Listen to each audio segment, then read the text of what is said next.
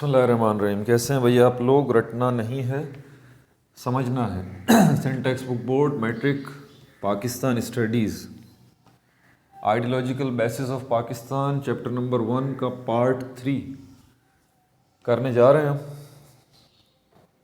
Copy pen से ले लीजिए, लेक्चर को नोट करना है और मुस्कुराते रहना। कोई रिव्यू कर लें पार्ट 1 और पार्ट 2 का। हमने स्टार्ट लिया था तख्लीक कायनात से। अल्लाह ताला ने कायनात तख्लीक की, सबसे पहले आप सल्लल्लाहु अलैहि वसल्लम का नूर तख्लीक हुआ और उससे आगे फिर जाके इसी नूर से बाकी रिवायात से जो मिलता है पता, बाकी सारी जो है वो कायनात की तख्लीक हुई थी। चाँद, सूरज, सितारे, सैयारे सब। और हमने ये देखा था कि चीज़ों के अलावा मखलूक़ात में जो पहली मखलूक अल्लाह ताला ने तख्लीक की वो नूरी मखलूक थी, नूर से बनी हुई थी। फरिश्ते थे, एंजल्स, लाइट से उनकी तख्लीक हुई थी। उसके बाद दूसरी जो मखलूक थी वो जन्नात थे, जिनकी तख्लीक किससे हुई थी? नार से, यानी कि आग से। और तीसरी जो मखलूक अल्लाह ताला ने तख्लीक की वो खाकी मखलूक थी, खाक से बनी हुई, यानी कि मट्टी से, यानी कि हज़रत आदम अलैहिस्सलाम की तख्लीक, यानी कि इंसान की तख्लीक। उसके बाद अम्मा हव्वा की तख्लीक हुई और उसके बाद जो है ये पहला पैर ज़मीन पर आया। ज़मीन पर उस वक्त कोई भी नहीं था, कोई इंसान नहीं था, पहले इंसान ही ये थे। फिर आगे हमने ये देखा कि किस तरह नस्ल इंसानी आगे चली हज़रत आदम अलैहिस्सलाम और अम्मा हव्वा से, मतलब इनसे बच्चे हुए। और उसके बाद फिर वक्त के साथ साथ आबादी बढ़ती जब चली गई तो ख़यालात भी बदलते चले गए। सबका मज़हब पहले इस्लामी था, सब मुसलमान ही थे, एक अल्लाह को मानने वाले थे, लेकिन धीरे धीरे उनकी सोचों में बिगाड़ पैदा होता चला गया। और वो धीरे धीरे, शैतान भी तो है ना, शैतान ने भी तो अपना काम करना है, तो शैतान भी अपना काम करता रहा, उससे बिगाड़ पैदा होता रहा और सीधे रास्ते से भटकते गए। तो हज़रत आदम अलैहिस्सलाम के बच्चों में से ही, औलाद में से ही अल्लाह ताला ने फिर पैगंबर मबऊस किए, नबी मबूस किए, रसूल जो है वो मबूस किए, उन्हें चूज़ किया। और उन्होंने जो है वो अल्लाह का पैगाम लोगों को पहुँचाया कि बोला भाई अपने रास्ते पे दोबारा वापस आ जाओ, ठीक है, एक खुदा को मानो, अल्लाह एक है, बस वही खुदा है, उसके अलावा दूसरे ये कोई खुदा नहीं है। तो इसी तरतीब से फिर अम्बिया कराम और रसूल जो हैं वो आते गए, नबी आते गए, पैगंबर आते गए और लगभग 1,24,000 ये आए दुनिया में। दुनिया का टाइम आगे चल रहा है।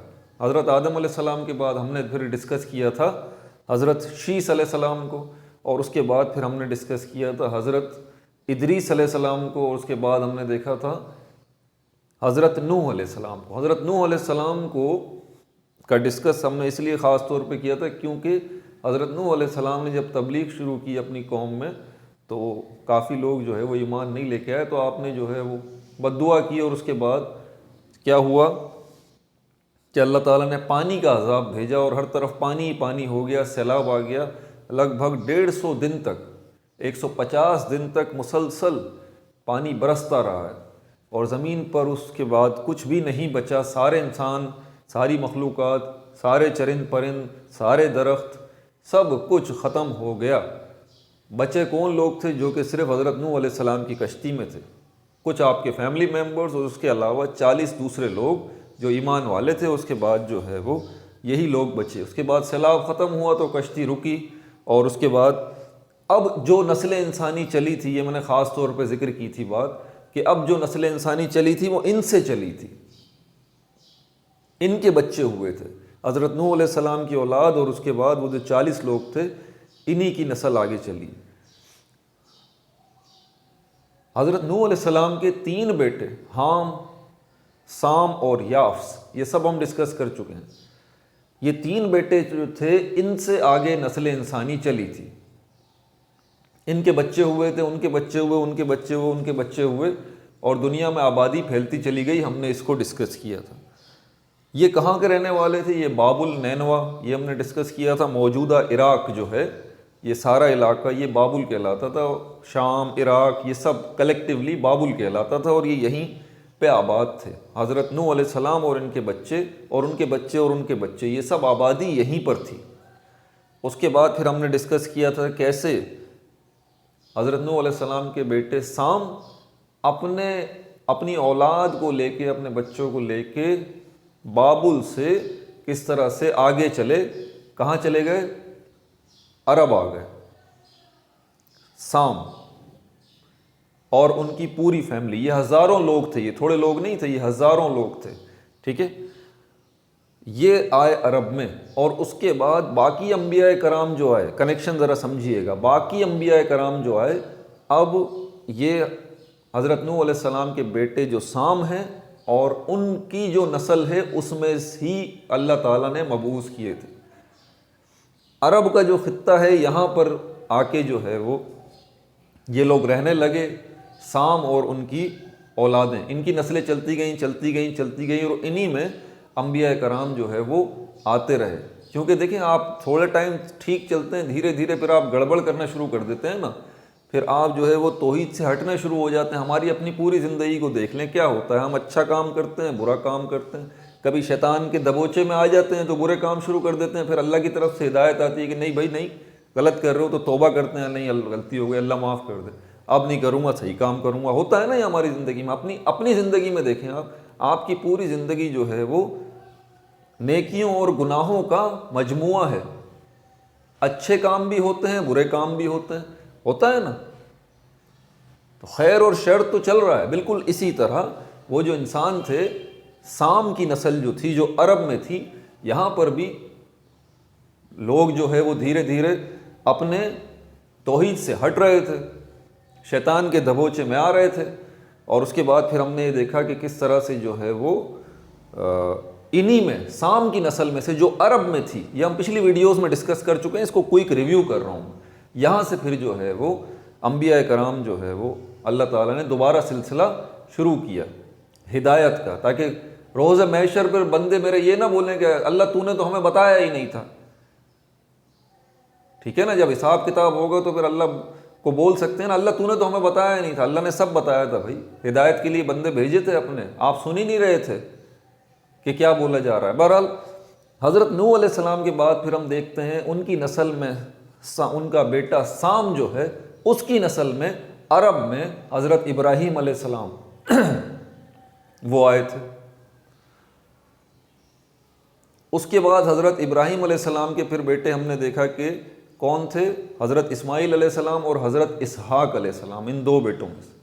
हज़रत इस्माईल अलैहिस्सलाम की नस्ल में से आगे चल के हज़रत मोहम्मद सल्लल्लाहु अलैहि वसल्लम आखिरी नबी आए थे। और हज़रत इसहाक जो हैं, इनकी नस्ल, इनके आगे कौन से बेटे हुए थे फिर, हज़रत याकूब अलैहिस्सलाम। हज़रत याकूब अलैहिस्सलाम के फ़र्जंद कौन थे, हज़रत यूसुफ़ अलैहिस्सलाम। और उसके बाद इसी नस्ल में से आगे, यानी कि हज़रत याकूब अलैहिस्सलाम की बात कर रहा हूँ, ध्यान से सुनिएगा, हज़रत इसहाक, हज़रत याकूब, हज़रत यूसुफ़ अलैहिस्सलाम, ये पूरी नस्ल चल रही है ना। ये पूरी नस्ल जो है वो इसराइल या बनी इसराइल कहलाती है। जो हज़रत याकूब अलैहिस्सलाम की नस्ल है, हज़रत याकूब अलैहिस्सलाम को फॉलो करने वाले हैं, उनको मानने वाले हैं, जो कि आज की दुनिया के यहूदी कहलाते हैं, यहूद, अहले यहूद। ठीक है, ये हज़रत याकूब, हज़रत इसहाक, ठीक है, और जो है आगे हज़रत यूसुफ़, ये सारी कौन सी नस्ल है। हज़रत याकूब अलैहिस्सलाम का जो टाइटल था वो इसराइल था। आपको हैरानी होगी ये बात सुन के, आप कहते हैं ना इसराइल तो एक मुल्क का नाम है, इसके पीछे बड़ी हिस्ट्री है। ये यहूदी जो लोग हैं दुनिया में, ज्यूज़ हैं, इनकी ज़बान अबरानी है, ये हैब्रियू हैं। ये पीछे चलें तो इनका सिस्टम कहाँ से शुरू होता है, हज़रत इसहाक अलैहिस्सलाम के बेटे हज़रत याकूब अलैहिस्सलाम से। समझ में आ रही है बात। मैं ज़्यादा डिटेल में नहीं जाऊँगा, इसको मैं क्विक रिव्यू कर रहा हूँ क्योंकि मुझे अभी ये बुक शुरू करनी है, आइडियोलॉजी ऑफ पाकिस्तान वाली। ठीक है ना, इसको कनेक्शन यहाँ से बनाना है हमने। तो उसके बाद आगे फिर सिस्टम चलता है। ये पूरी कौम बनी इसराइल कहलाती है, ये बात याद रहे। ठीक है, और इसी कौम के अंदर, और बनी इसराइल ही कौम को हम आजकल जो है यहूदी कहते हैं। ठीक है, ये बड़ी डिटेल है इसके अंदर। फिर अब मैं क्या, आप बोलेंगे सर यहूदी तो इतना दुनिया में जुल्म कर रहे हैं, और ये भाई ये जो आज ये जालिम लोग बने हुए हैं ना दुनिया में, इसमें कोई शक की बात ही नहीं है। लेकिन ये कौम, इस अल्लाह ताला ने कुरान शरीफ में जगह जगह इसी कौम के बारे में तो फरमाया है। आप पढ़े ना ज़रा कुरान शरीफ का तर्जुमा, बनी इसराइल की कौम को जो अल्लाह ने इतनी नेमतें दी, अम्बिया कराम मबूस फरमाए और क्या क्या दिया, लेकिन हमेशा इन्होंने क्या किया, इन्होंने जो है वो नाफरमानी की, अल्लाह की नाफरमानी की। ये वो कौम है बनी इसराइल की कौम, यहूदी जो हैं, अहले यहूद जो हैं, ठीक है, ज्यूस जो हैं। तो इस बनी इसराइल की कौम में ही फिर जो है वो अम्बिया कराम का मबूस होता रहा, वो आते रहे। हज़रत इसहाक से शुरू है। हज़रत इसहाक किसके बेटे थे? हज़रत इब्राहीम अलैहिस्सलाम के। हज़रत इब्राहीम अलैहिस्सलाम, हज़रत इसहाक अलैहिस्सलाम, हज़रत याकूब अलैहिस्सलाम, हज़रत यूसुफ अलैहिस्सलाम, इन्हीं की नस्ल में आगे चल के फिर कौन आए? हज़रत मूसा अलैहिस्सलाम। पहले कौन आए? हज़रत मूसा अलैहिस्सलाम। और आगे चल के हज़रत मूसा अलैहिस्सलाम की ही कौम में आगे चल के कौन आए? हज़रत दाऊद अलैहिस्सलाम। ये बनी इसराइल की कौम चल रही है सारी की सारी। हज़रत दाऊद अलैहिस्सलाम आए। यहाँ से अल्लाह ताला ने फिर जो है वो किताबों का ज़हूर भी फरमाया था। आसमानी किताबें 4 फिर मैंने बताया था कि हज़रत मूसा अलैहिस्सलाम पर तौरात नाजिल हुई थी, पहली किताब। उसके बाद हज़रत दाऊद अलैहिस्सलाम जब आए तो इन पे दूसरी किताब नाजिल हुई थी जिसको ज़बूर कहते हैं, ठीक है। और उसके बाद हज़रत दाऊद अलैहिस्सलाम के बाद उनके बेटे आए हज़रत सुलेमान अलैहिस्सलाम। ये सारी फैमिली किस में से आ रही है? कनेक्शन मत भूलिएगा। हज़रत इब्राहीम अलैहिस्सलाम के बेटे हज़रत इसहाक अलैहिस्सलाम की फैमिली चल रही है जो बनी इसराइल कहलाती है। सारे अम्बिया कराम उसी में आ रहे हैं। ये बड़ी लंबी डिटेल है, बहरहाल आप लोग तो पढ़ लीजिएगा। फिर आगे चलते हैं। फिर हज़रत कहाँ तक थे हम? हज़रत दाऊद अलैहिस्सलाम, हज़रत सुलेमान अलैहिस्सलाम। उससे आगे चलते हैं तो इसी तरह धीरे धीरे ये आगे सिस्टम चलता है। 2 आसमानी किताबें आ चुकी, 2 नबियों पर, हज़रत मूसा अलैहिस्सलाम, हज़रत दाऊद अलैहिस्सलाम। तीसरी आसमानी किताब जिसको बाइबल या इंजील कहते हैं वो किस पर आई है? हज़रत ईसा अलैहिस्सलाम पर। और यहीं पर मैंने आपको ये बात समझाई थी कि हज़रत ईसा अलैहिस्सलाम 1,24,000 पैगम्बरों में से सेकंड लास्ट हैं, यानी कि लास्ट से पहले। और यहाँ पर मैंने आपको बात समझाई थी कि हज़रत ईसा अलैहिस्सलाम पर आसमानी किताब नाजिल हुई, कौन सी? तीसरी, जिसको बाइबल कहते हैं, उर्दू में इंजील कहते हैं। और फिर यहाँ से आगे सिस्टम चलता है। और यहीं से फिर मैंने आपको बताया था कि हज़रत ईसा अलैहिस्सलाम की दुनिया में तशरीफ़ लाने से वक्त 2 हिस्सों में टूट गया है। BC और AD का कॉन्सेप्ट यहाँ से चला था, ये बात मैंने आपको समझाई थी। हज़रत ईसा अलैहिस्सलाम की दुनिया में तशरीफ़ लाने से पहले का जितना वक्त है BC, बिफोर क्रिस्ट, और दुनिया में तशरीफ़ लाने के बाद से अब तक का जो वक्त चल रहा है ये AD कहलाता है, एनो डोमिनी। और इसी से फिर मैंने आपको बताया था कि पहला साल होता है, दूसरा साल होता है, मतलब हज़रत ईसा अलैहिस्सलाम 1 साल के होते हैं, फिर 2 साल के होते हैं, फिर 3 साल के होते हैं, 4 साल के होते हैं। इससे AD आप आगे बढ़ाते रहें। पहले 1 साल के जब होंगे तो 1 AD होगा, 2 साल के हज़रत ईसा अलैहिस्सलाम जब हुए तो 2 AD हो गया, 3 साल के हज़रत ईसा अलैहिस्सलाम जब हुए तो 3 AD हो गया, इसी तरह 4 AD, 5 AD, 6 AD, 7 AD।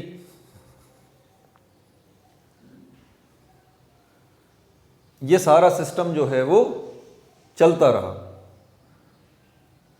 और फिर मैंने आपको बताया कि आगे फिर क्या हुआ। इसी तरह 571 AD आया और आखिरी नबी जिन पर नबूवत ख़त्म हो गई, हज़रत मोहम्मद सल्लल्लाहु अलैहि वसल्लम दुनिया में तशरीफ़ लेके आए। ये मत भूलिएगा कि ये सब हज़रत नूह अलैहिस्सलाम, साम और उनकी नस्ल और उनके अंदर अम्बिया कराम सब कौन से ख़ित्ता ज़मीन से ताल्लुक़ रखते हैं? अरब से।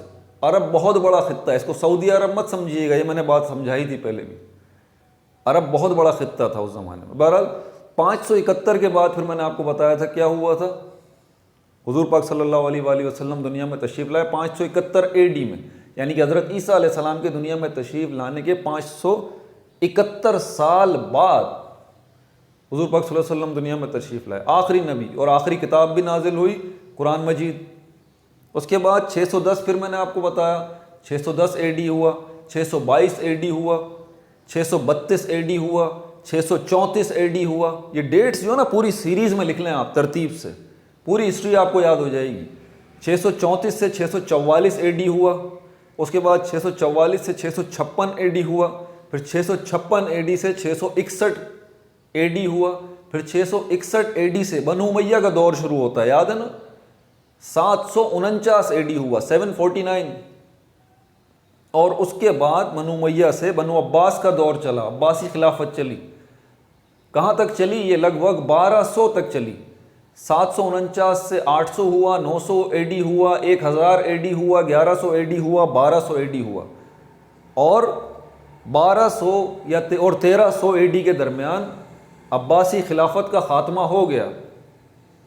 और दुनिया में जितने ममालिक थे जो कि पहले कलेक्टिवली एक उम्मत कहलाते थे, वो मुख्तलिफ मुल्कों की शक्ल में टूट गए।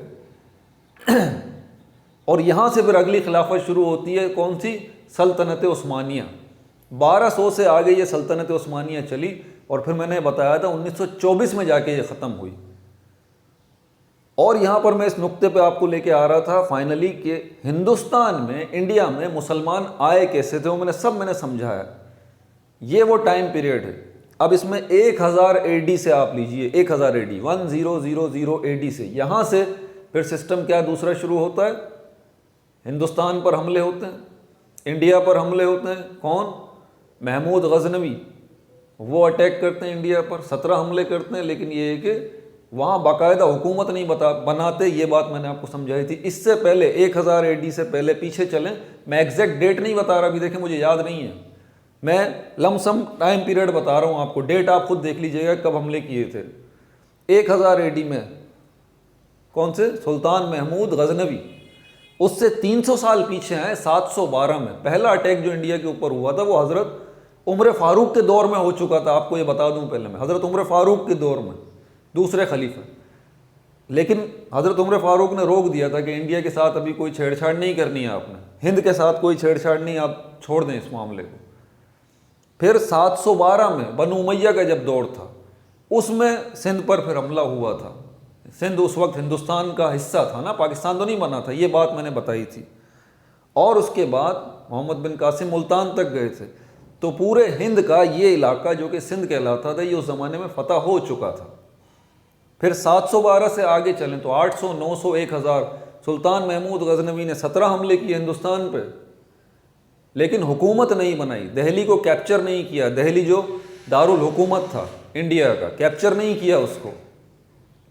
अटैक करते थे, वापस चले जाते थे दोबारा। कहाँ पर? गजनी में। 1000 एडी की बात बता रहा हूँ, ये सारी तफसीलात पिछली वीडियोस में बता दी। और उसके बाद 1200 एडी में, ये जो 1200 एडी का टाइम पीरियड है, इसी टाइम पीरियड में दूसरे सुल्तान, सुल्तान मोहम्मद गौरी, ये गौर का इलाका है, ये वहाँ के रहने वाले थे, वहाँ के सुल्तान। इन्होंने अटैक किया इंडिया में और बाकायदा इंडिया को कैप्चर किया। 1200 ये टाइम पीरियड था, बड़ा अहम है। आप जानना चाहते हैं ना इंडिया में मुसलमान कैसे आए, ज़रा इस टाइम पीरियड को देख लें आप। सुल्तान मोहम्मद गौरी, नोट्स में डाल लीजिए। और उसके बाद हिंदुस्तान में बाकायदा मुस्लिम हुकूमत का क़याम अमल में आया सुल्तान मोहम्मद गौरी के टाइम पीरियड में। सुल्तान मोहम्मद गौरी की कोई औलाद नहीं थी, इनके जो ग़ुलाम थे उन्हीं को इन्होंने, और उन्हीं में से अच्छे ग़ुलामों को सपे सालार बनाया हुआ था, मुख्तलिफ़ अफवाज के बड़े बड़े ओहदे दे रखे थे। और इन्हीं में से इनका एक आज़ाद करदा ग़ुलाम जो है, वो जो कि जनरल भी था, उसका नाम मुझे अभी याद नहीं आ रहा, बहरहाल उसने इंडिया पर पहली हुकूमत कायम की। क्योंकि 1206 के अंदर तो जो है वो 1206 में सुल्तान मोहम्मद गौरी का इंतकाल हो गया था। तो हिंदुस्तान पर ये, क्योंकि वो जो शख्स हिंदुस्तान पर हुकूमत कर रहा बैठा, वो पहले क्या था? सुल्तान मोहम्मद गौरी का जनरल, सपे सालार, ठीक है। और बहैसियत वो खुद शख्सियत क्या था, देखें मुझे याद नहीं आ रहा, कितने अफसोस की बात है। उसका नाम मैंने नोट्स में लिखा हुआ है, लेकिन बात तवील हो जाएगी। जलालुद्दीन शायद नाम था, बहरहाल आप देख लीजिएगा, जलालुद्दीन।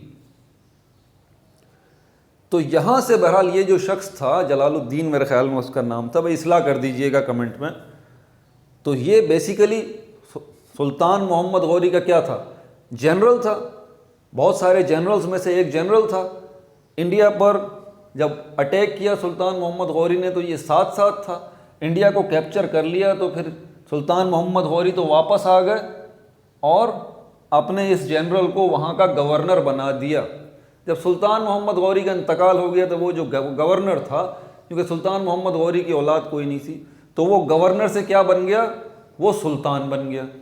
बेसिकली वो शख्स क्या था, वो ग़ुलाम था, स्लेव था, आज़ाद करदा ग़ुलाम किसका, सुल्तान मोहम्मद गौरी का। ये जो शख्स था, इसी से सिस्टम शुरू होता है। पहली फैमिली जो इंडिया पर हुकूमत करेगी अब वो यहाँ से शुरू होती है। इसको हम कहते हैं सल्तनत ग़ुलामा, ग़ुलामों का दौर।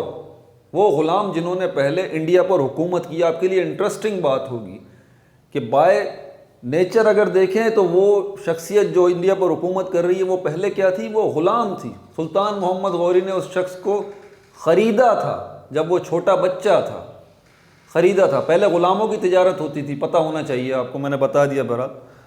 तो उसके बाद फिर ये सिस्टम आगे चला था। तो पहला इससे क्यों, उसके बाद फिर क्या हुआ, 1206 से आगे चलें, 1300 आया, 1400 आया, 1500 आया, 1526 आया, मैंने ये बताई थी। ये साल बड़ा अहम है। अब 1200 से लेके 1500 तक 5 फैमिलीज जो हैं यक के बाद दीगरे आईं। 5 फैमिली, देखिए मैं फैमिली का वर्ड जब इस्तेमाल कर रहा हूँ तो आप समझ जाइए कि एक ख़ानदान में से एक शख्स, फिर उसका बेटा बादशाह बना, फिर उसका बेटा बादशाह बना, फिर उसका बेटा बादशाह बना, उसका बेटा, उसका बेटा, उसका बेटा, ये एक फैमिली पूरी हुकूमत कर रही है। तो पहली फैमिली जो थी वो कौन सी थी, इसको क्या कहते हैं, इसको कहते हैं स्लेव डायनेस्टी, इंग्लिश में स्लेव डायनेस्टी। नोट्स में डाल लीजिए ये बात, स्लेव डायनेस्टी। ये पहली 1206 में, डेट भी नोट कर लें, 1206 में स्लेव डायनेस्टी कहलाती है ये। और किस पॉइंट ऑफ व्यू से, स्लेव पॉइंट ऑफ, किससे, ग़ुलाम डायनेस्टी, ग़ुलाम सल्तनत किससे, या सल्तनत ग़ुलामा किससे, ये डिटेल में आपको सारी अभी बता चुका हूँ। सुल्तान मोहम्मद गौरी का आज़ाद करदा ग़ुलाम जो कि बाद में जनरल बना, उसी ने वो यहाँ पर फिर बाद में गवर्नर बना जब इंडिया कैप्चर कर लिया सुल्तान मोहम्मद गौरी ने। सुल्तान मोहम्मद गौरी के इंतकाल के बाद वो शख्स, जलालुद्दीन उसका नाम था, देखें वो फिर क्या बना, वो सुल्तान बना, ठीक है, वो बादशाह बना पूरे इंडिया का। फिर उसका बेटा बादशाह बना, उसका बेटा बादशाह बना, उसका बेटा बादशाह बना। लेकिन बेटा था या उसका बेटा था या उसका बेटा था, बेसिकली तो इसी पॉइंट ऑफ व्यू से तो इसको नाम दिया जाता है सल्तनत ग़ुलामा का। समझ आ रही है बात, स्लेव डायनेस्टी। उसके बाद दूसरी डायनेस्टी जो है वो हमारे पास आई थी, तीसरी फैमिली आई थी, चौथी फैमिली आई थी और पाँचवीं फैमिली आई थी। पाँचवीं जो फैमिली है वो लोधी फैमिली कहलाती है। और इस लोधी फैमिली का जो आखिरी बादशाह था वो कौन सा था, इब्राहिम लोधी। इब्राहिम लोधी, यही वो शख्स था जिसको किसने शिकस्त दी थी, इब्राहिम लोधी को, लोधी फैमिली। और टाइम पीरियड कौन सा था, ये 1526 का टाइम पीरियड था, 1526 का। लोधी फैमिली में से आखिरी बादशाह, आखिरी सुल्तान कौन सा था, इब्राहिम लोधी।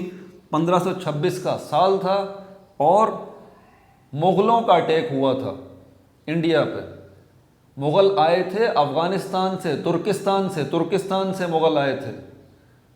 और मुग़लों में पहला कौन शख्स था जो कि आया था, ज़हीरुद्दीन बाबर, जिसको बाबर भी कहते हैं, पूरा नाम है इसका ज़हीरुद्दीन बाबर। 1526 में उसने इंडिया पे अटैक किया। लोधी फैमिली का कौन सा बादशाह था, इब्राहिम लोधी। इसको शिकस्त दी, लोधी फैमिली का भी खात्मा हो गया इंडिया से 1526 में। अब यहाँ पर 1526 से एक दूसरी फैमिली जो आई वो कौन सी थी, 1526 से ये मुग़ल फैमिली थी। और इसका पहला बादशाह कौन था, ज़हीरुद्दीन बाबर, पहला मुग़ल बादशाह। हम मुग़लों की हिस्ट्री पढ़ते हैं ना, आपने नाम सुना होगा, मुग़ल बादशाह, मुग़ल डायनेस्टी। ये है, ज़रा इसकी डिटेल देखें अभी आप। ये वो मुग़ल डायनेस्टी है, 1526 में पहला मुग़ल बादशाह। समझ में आ रही है बात। स्लेव डायनेस्टी, इस फैमिली के हुक्मरान आए पहले इंडिया में 1226 में। इसके बाद जो है वो हमारे पास दूसरे कौन से थे स्लेव डायनेस्टी के बाद, तीसरी तो सैयद फैमिली थी, देखें मैं भूल गया, सैयद फैमिली आई थी। और चौथी फैमिली तुगलक फैमिली थी, तुगलक फैमिली। स्लेव डायनेस्टी के बाद जो है, मुझे याद करने दें, याद नहीं आ रहा, आजा आजा आजा। स्लेव डायनेस्टी के बाद तुगलक फैमिली, नहीं, सीरीज़ है पूरी तरतीब से इन 300 सालों में, 1200 से लेकर 1500 तक। Slave dynasty, Syed family I थी, तुगलक फैमिली आई थी, लोधी फैमिली आई थी, फिर मुग़ल फैमिली आई। बहरहाल भाई ये दूसरा मुझे अभी याद नहीं आ रहा, अगर याद आ गया तो बता दूंगा कि तरतीब से दूसरी फैमिली कौन सी आई थी स्लेव डायनेस्टी के बाद।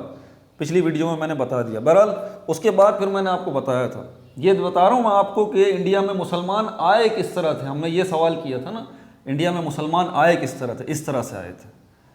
अच्छा, फिर 1526 में मुग़ल फैमिली जो है वो अब इंडिया पर हुकूमत कर रही है। इस फैमिली में 17 बादशाह गुजरे हैं, अकबर, शाहजहाँ, हुमायूं, ये जो आप सुनते हैं ना, आगरा का ताजमहल, ये सारे जो सारे का सिस्टम था, ये मुग़ल बादशाह थे जिन्होंने सारे काम करवाए थे। आखिरी मुग़ल बादशाह का फिर मैंने बताया था 1526 से 1600 हुआ, 1600 से 1700 हुआ, 1700 से 1800 हुआ, और 1857 ये वो साल है जब आखिरी मुग़ल बादशाह जो है वो पकड़े गए, वो कैप्चर हो गए। 17th नंबर जिनका था 1857 में, 17th नंबर वाले मुग़ल बादशाह, क्या नाम था उनका? बहादुर शाह ज़फ़र। क्या नाम था? बहादुर शाह ज़फ़र। किन्होंने कैप्चर किया? अब यहाँ पर 1857 से बाकायदा इंडिया पर किसकी हुकूमत हुई? अंग्रेज़ की हुकूमत। अंग्रेज़ कहाँ से आया था? इंग्लैंड से आया था। इंग्लैंड क्या है? मुल्क है। कौन सा मुल्क है? किस जगह पे है?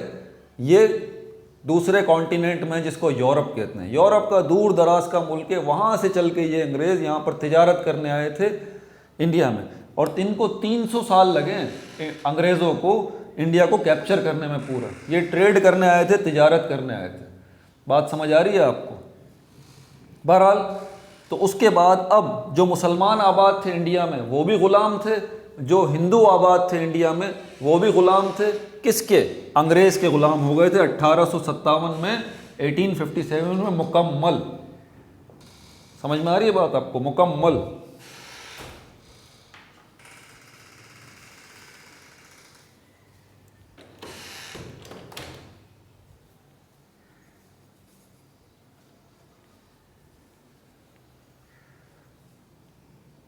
और अंग्रेज़ों से आज़ादी मुसलमानों को और हिंदुओं को कब मिली?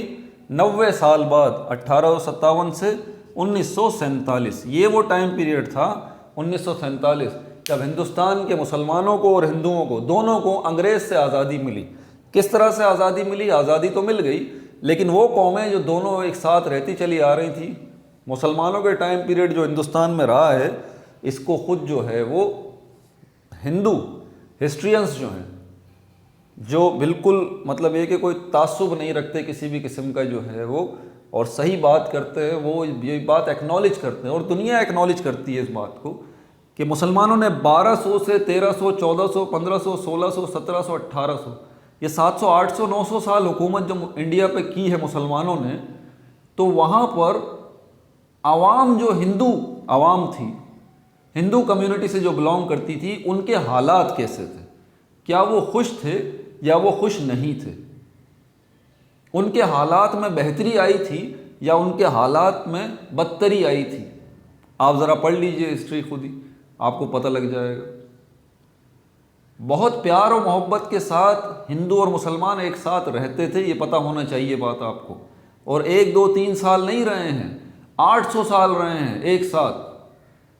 हिंदुओं और मुसलमानों की जो दुश्मनी, क्लैश, मुखालफत, नाराज़गी शुरू हुई है ना, वो 1857 से 1947 के दरमियान शुरू हुई है, वरना ऐसी कोई बात ही नहीं थी। मुसलमानों के जहन में ऐसी कोई बात ही नहीं थी कि हमें कोई अलग पाकिस्तान बनाना है। आपको पता है इस बात का?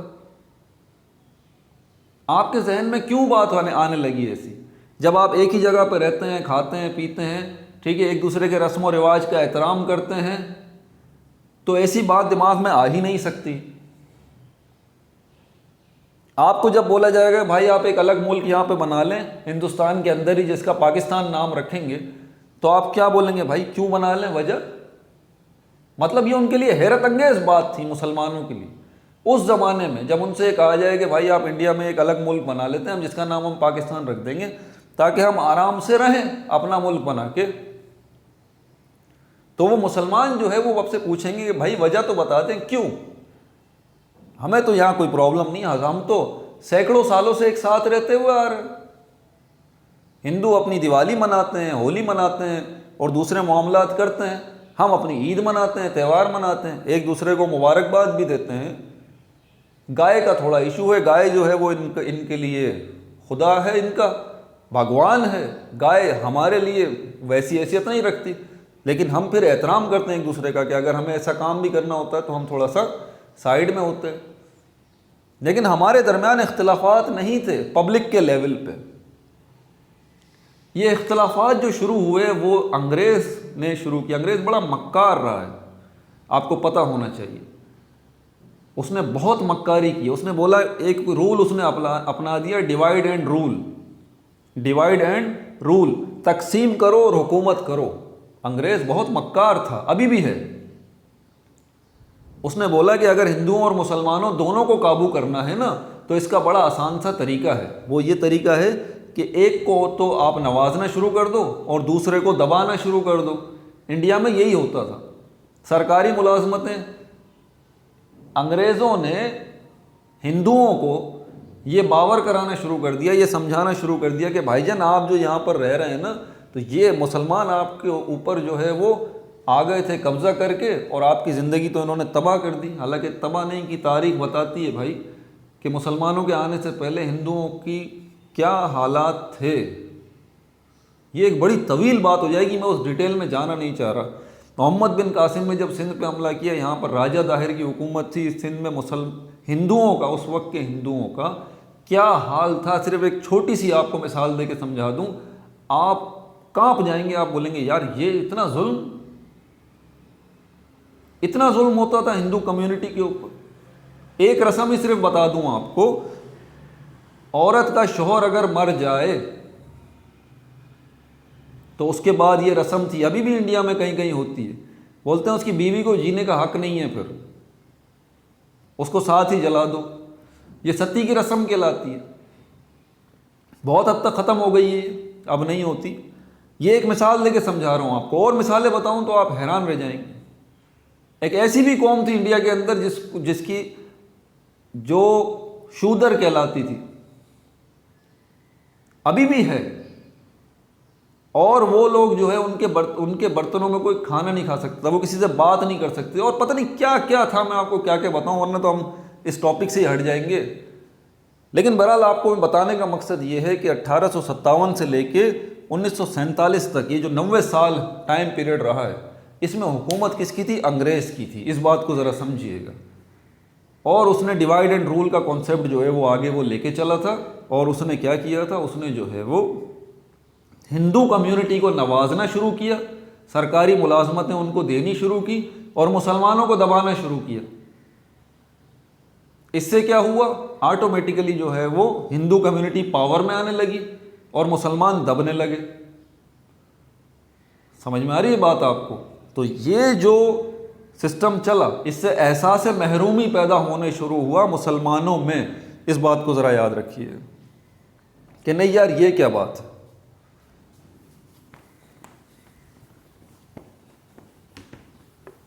अब ज़रा चलते हैं यहाँ पर आइडियोलॉजी की तरफ। ये क्विक रिव्यू करते करते भी देखें कितना टाइम हो गया। अब ज़रा इस आइडियोलॉजी की तरफ चलें। आइडियोलॉजी, मैं आसान सी बात आपसे पूछता हूँ, आसान से जवाब दे दीजिएगा।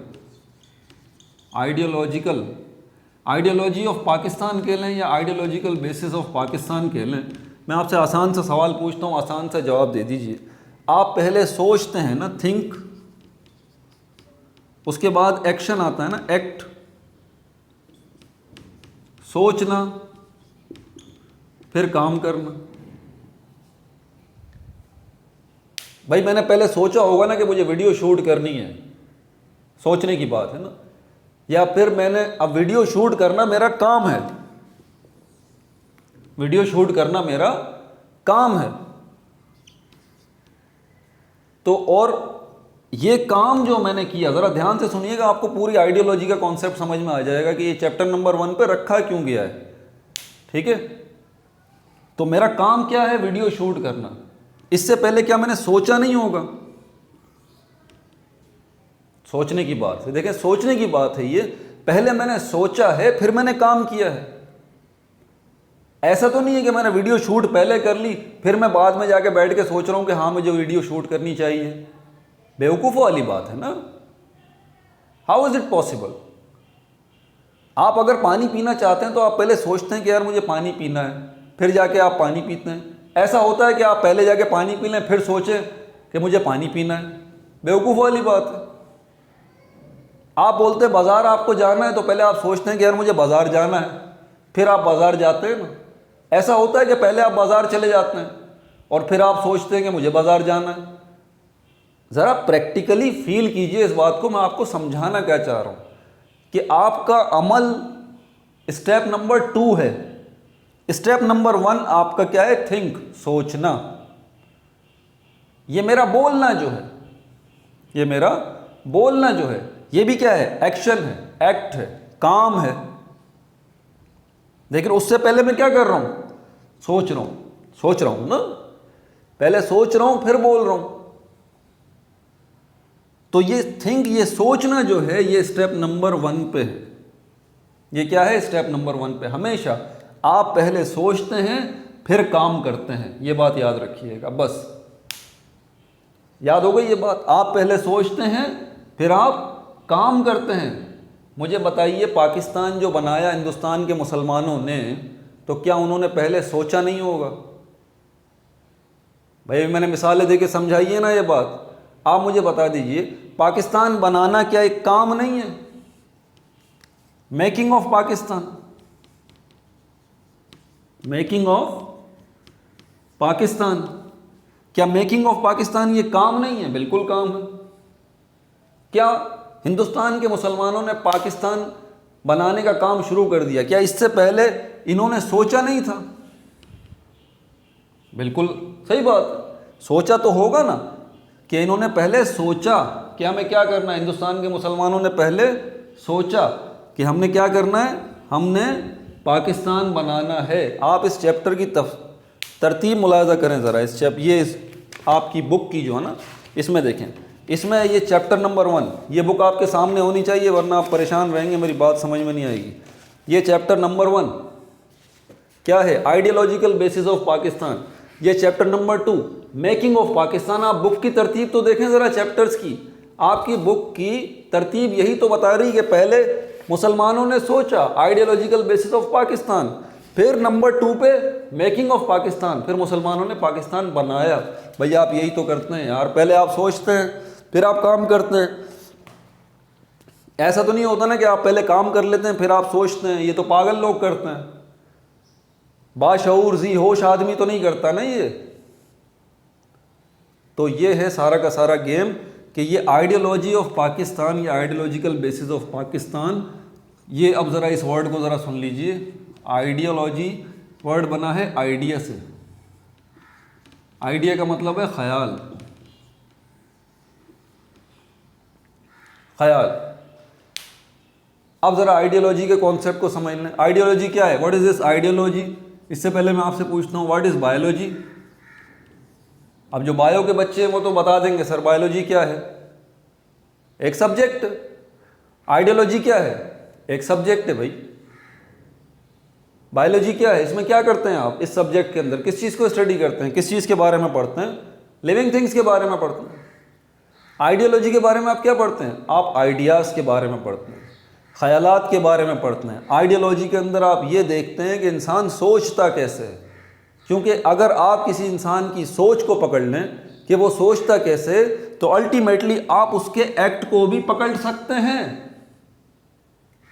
आप हर इंसान के बारे में जानना चाहते हैं इसका मेंटल लेवल क्या है, इसका वे ऑफ थिंकिंग क्या है, ये सोचता कैसे है, इसकी सोच क्या है। क्यों? क्योंकि उसकी सोच का ताल्लुक उसके अमल से है। जैसी उसकी सोच होगी वैसा ही उसका अमल होगा। इस इल्म का नाम आइडियोलॉजी है। ठीक है, ये तो आइडियोलॉजी की बात हो गई। जो बुक में लिखा हुआ है उसको मैं भी लिखूंगा यहाँ पर, बाकायदा वर्ड टू वर्ड एक एक वर्ड लिखूंगा, बुक आपके पास होनी चाहिए। तो आइडियोलॉजी की अगर हम बात करें, ये एक सब्जेक्ट है, जैसे बायोलॉजी एक सब्जेक्ट है। बायोलॉजी में आप पढ़ते हैं लिविंग थिंग्स को, आइडियोलॉजी के अंदर आप पढ़ते हैं इस चीज़ को, देखते हैं आप कि लोगों सोचते कैसे हैं, आइडियाज़ कैसे निकालते हैं लोग। इस इल्म का नाम आइडियोलॉजी है। अब इसकी और डिटेल चलते हैं। यहाँ पर इसका क्या मकाम है अब हमारे पास पाकिस्तानी स्टडी के अंदर, आइडियोलॉजी ऑफ पाकिस्तान, इसका यहाँ क्या काम है? क्योंकि हम ये जानना चाहते हैं कि हिंदुस्तान के मुसलमानों को, मेरी बात ज़रा ध्यान से सुनिएगा, ये आपसे पूछा जा सकता है ना इंटरव्यू में भी क्वेश्चन, आइडियोलॉजी ऑफ पाकिस्तान, इस चैप्टर को शुरू में क्यों रखा है? क्योंकि हम ये जानना चाहते हैं हिंदुस्तान के मुसलमानों ने क्यों ये सोचा कि हमें अलग मुल्क बनाना है। लेकिन पहले सोचा होगा ना हिंदुस्तान के मुसलमानों ने कि हमें अलग मुल्क बनाना है, पाकिस्तान बनाना है, पहले सोचा है। हम ये जानना चाहते हैं कि उन्होंने ऐसा सोचा क्यों, इसके पीछे वजूहात क्या थी। एक बात ये, दूसरी बात ये देखें, एक बंदे को आप समझाते हैं जब कि भाईजान ये काम करना है, ये काम करना है, वो बोलता है ठीक है भाई करते हैं। दूसरे बंदे को आप बोलते हैं भाई ये काम करना है, नमाज पढ़ने का ले लें, आपको बोलते हैं कि एक बंदे को यार नमाज पढ़ लो भाई, ठीक है भाई। दूसरे बंदे को भी आप बोलते हैं यार नमाज पढ़ लो, वो बोलता है ठीक है। तीसरे को बोलते हैं नमाज पढ़ लो, बोलता है मेरे पास टाइम नहीं है, काम है। चौथे को बोलते हैं, वही बोलता है मेरे पास टाइम नहीं है, काम है। पाँचवें, छठे, सातवें, आठवें, आप 20 लोगों से जाके उनको क्या बोलते हैं कि भाई नमाज पढ़ लो। आप उसको आइडिया दे रहे हैं कि यार नमाज पढ़ लो। उनमें से 4 लोग तो आगे जाके नमाज पढ़ रहे हैं बदकिस्मती से, बाकी 16 लोग नमाज नहीं पढ़ रहे, वो आपकी बात नहीं मान रहे। सवाल ये पैदा होता है कि 4 लोग जो है उन्होंने आपकी बात क्यों मानी, और जो बाकी 16 लोग थे उन्होंने आपकी बात क्यों नहीं मानी। हर बंदा अपने अपने हिसाब से सोचता है ना। तो 1 मिनट के लिए ज़रा सोचिए कि हिंदुस्तान के मुसलमान जो है उनको ये समझाना कि भाई हमें अपना अलग मुल्क बनाना है, कहते हैं ना awareness is the first step. तो हिंदुस्तान के मुसलमानों को ये बात समझाना कि भाई हमें अलग मुल्क बनाना है, तो ये कोई आसान काम थोड़ी ना है भाई। आप ज़रा इस चीज़ को रियलाइज़ कीजिए, क्योंकि हिंदुस्तान में मुसलमान तो सैकड़ों सालों से साथ रहते चले आ रहे हैं, हिंदू मुसलमान साथ रहते चले आ रहे हैं, कोई लड़ाई झगड़ा नहीं है, कोई मसला नहीं है। तो सिर्फ पिछले 100 सालों के अंदर जब से अंग्रेज़ आया था तब से ये मामलात होने लगे हैं ना। उससे पहले तो 1857 की जंग आज़ादी आपको पता होना चाहिए, अंग्रेज़ इसको गदर कहते हैं, गद्दारी। 1857 की जंग आज़ादी जो है हिंदुओं और मुसलमानों ने मिल के लड़ी है अंग्रेज़ों के ख़िलाफ़, आपको पता है ये बात। वार ऑफ इंडिपेंडेंस कहलाती है इंडिया और पाकिस्तान की तारीख में भी। वार ऑफ इंडिपेंडेंस 1857 की जंग आज़ादी, 1857 की, ये वार ऑफ इंडिपेंडेंस कहलाती है। हिंदुओं ने और मुसलमानों ने मिल के लड़ी थी, किसके खिलाफ? अंग्रेज़ के खिलाफ, कि हिंदुस्तान से अंग्रेज़ को निकालना है बाहर। आप सोचिए ज़रा, मुसलमान वहाँ पर आए थे, मुसलमानों ने इंडिया को कैप्चर किया था, जंग की थी, और मुसलमानों ने हुकूमत बनाई। सुल्तान मोहम्मद गौरी का टाइम पीरियड याद करें। उसके बाद स्लेव डायनेस्टी आई, और दूसरी डायनेस्टी भूल गया, स्लेव डायनेस्टी आई, और उसके बाद एक और फैमिली आई, उसके बाद एक और family I, Syed family I, Lodhi family I, Tughlaq family I, और उसके बाद मुग़ल फैमिली आई। इतनी फैमिलीज़ जो हैं इंडिया पर हुकूमत करके जा चुकी, लेकिन हिंदू और मुसलमान जो हैं आपस में लड़े नहीं हैं, उनकी आपस में क्लैश नहीं है, उनकी आपस में लड़ाई नहीं है।